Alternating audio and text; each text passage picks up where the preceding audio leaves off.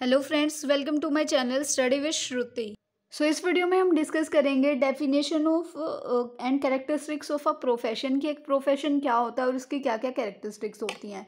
तो हम शुरू करते हैं डेफिनेशन से।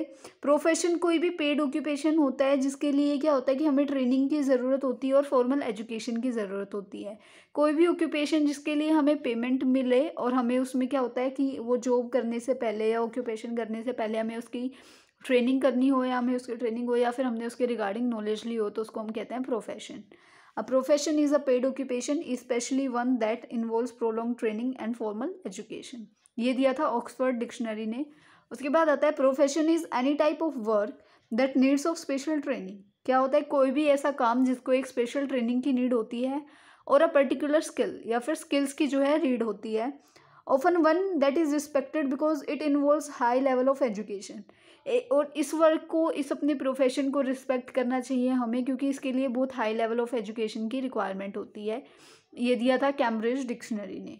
उसके बाद हम बात कर लेते हैं कैरेक्टरिस्टिक्स की प्रोफेशन के। तो सबसे पहले आता है well defined body of knowledge. मतलब कोई भी प्रोफेशन हो उसके लिए एक स्पेशल जो नॉलेज है उसकी हमें रिक्वायरमेंट होती है, जिसके क्या होता है कि हम अच्छे से गाइड कर सकते हैं, अच्छे से प्रैक्टिस कर सकते हैं पेशेंट अपने प्रोफेशन के रिगार्डिंग। स्पेसिफिक नॉलेज होती है, बिहेवियर होता है और स्किल्स होती हैं जो एक प्रोफेशन के लिए बहुत ही रिक्वायरमेंट होती हैं। और जो इन सारी चीज़ों को ध्यान नहीं देते हैं ना, वो अच्छे से प्रोफेशनल नहीं बन सकते अपने किसी भी काम के लिए। फिर सेकंड आता है strong service orientation and provide specific services.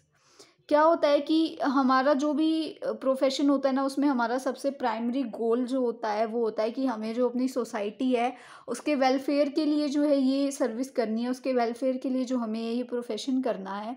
इसके लिए हमें अच्छे से नॉलेज होनी चाहिए, हमारी स्किल जो है वो बहुत अच्छी होनी चाहिए, तो हम अच्छे से सर्विस प्रोवाइड करा सकते हैं।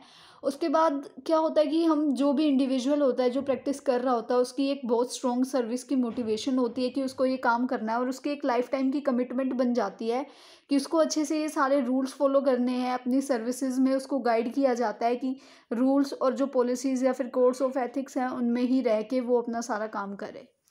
उसके बाद आता है स्टैंडर्डाइज फॉर्मल एजुकेशन।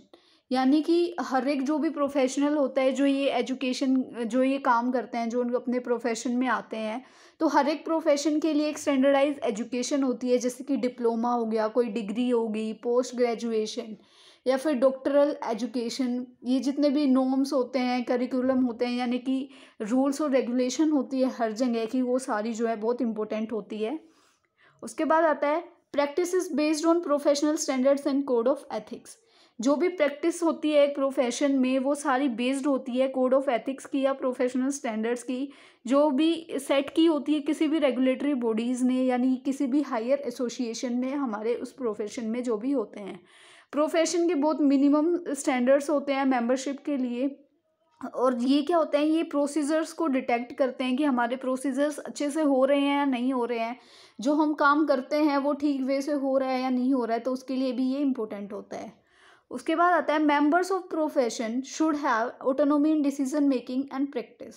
अगर हम नर्सिंग फील्ड की ही बात कर लेते हैं तो कोई भी मेंबर्स जो होता है उसको अपनी क्लाइंट को जो भी सर्विस देनी होती है, या फिर हम कह सकते हैं कि एक जो नर्स है उसको अगर पेशेंट को कोई भी केयर प्रोवाइड करानी है तो उसका अपना डिसीज़न होना चाहिए। अगर वो, उसको फ्रीडम होगी कि वो खुद से डिसीज़न कर सकती है कि उसको केयर कैसे प्रोवाइड करानी है, लेकिन कोड ऑफ एथिक्स और जो भी सेट्स होते हैं, जो भी नॉर्म्स होते हैं, उनके अंदर रह के, स्टैंडर्ड्स के अंदर रह के वो उसको जो है प्रोवाइड कराती है केयर, तो वो चीज़ होती है। इसमें क्या होता है कि जो डिसीजंस होते हैं वो पूरी बॉडी ऑफ नॉलेज उसमें एग्जिस्ट होती है, प्रैक्टिस स्टैंडर्ड्स और कोड ऑफ एथिक्स उसमें भी प्रेजेंट होते हैं। उसके बाद आता है profession is practice in a specialize setting. कोई भी जो भी प्रोफेशन होता है वो अच्छे से एक स्पेशलाइज सेटिंग में ही जो है प्रैक्टिस किया जा सकता है। जैसे कि हर एक के अपने अपनी चीज़ें होती हैं, अपनी अपनी डिफरेंट सेटिंग्स चाहिए होती हैं। अगर अब हम बात करें कि अगर आप एक नर्स को घर बैठ के कहोगे कि तुम प्रैक्टिस कर लो, तो वो नहीं कर पाएगी ना प्रैक्टिस। उसके लिए उसको हॉस्पिटल जाने की रिक्वायरमेंट होती है, पेशेंट होना चाहिए, मेडिकेशन होनी चाहिए, उसको पता होना चाहिए कि कौन सी मेडिकेशन कैसे जाएगी, तो उसके लिए एक प्रॉपर एक सेटिंग होनी ज़रूरी है, जिसको हम स्पेशलाइज सेटिंग यहाँ पे कह रहे हैं।